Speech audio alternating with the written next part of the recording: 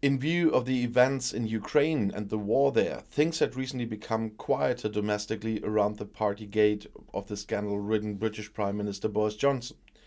For a while, the impression could arise that the British people and their media might have forgotten and forgiven the head of government for his missteps. But the impression is deceptive. Most recently, as elsewhere, reporting in the British media, of course, focused on the Ukraine war. The party's Prime Minister Boris Johnson and his transgressions took a backseat there. Johnson uses the stage to make a name for himself in foreign policy. The temporary impression that the majority of the British population may have forgiven him for his missteps in Partygate is misleading, as recent surveys show.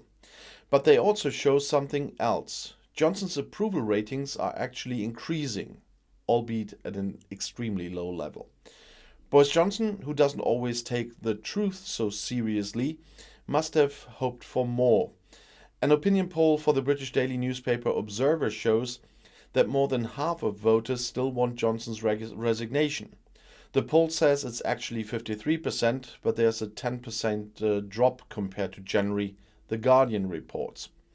Johnson's approval ratings has also improved, as I said, from a very low level. While 54% of respondents continue to disagree with Johnson's policy, 27% agree with him. The fact that this is a 6-point improvement from 2 weeks ago shows how low the baseline is. Opinion pollster Joe Curran told the British Guardian, "As for Boris Johnson, a cynic would say the Ukraine crisis offers both a distraction from domestic controversy and an opportunity to play statesman. In fact, his approval ratings have increased slightly, although we can't say for sure that this is related to the war in the East. Whether this trend will continue depends on many factors, including the deepening cost of living crisis." Johnson's fall appears to have slowed, but not ended. Most recently, Douglas Ross, the first internal opponent of Johnson, withdrew his letter of no confidence in the Prime Minister. He stated that in the middle of an internal crisis is not the right time to discuss resignations. Apparently, he's not the only one who currently sees it that way, which is why the calls for his resignation have become quieter. Quieter, not silent. Meanwhile, some voices in British politics were annoyed by Ross' withdrawal. Johnson's marginally improved poll numbers show two things. First, they show that the British Prime Minister can actually make up some ground. Johnson, whose employees recently ran away, seems to have succeeded so far in using the Ukraine crisis to his advantage in domestic politics. At least the Partygate is no longer the focus. At the same time, the numbers show from what a low starting point the improvement must be understood. Despite the improvement, the Prime Minister's approval ratings are still more than bad.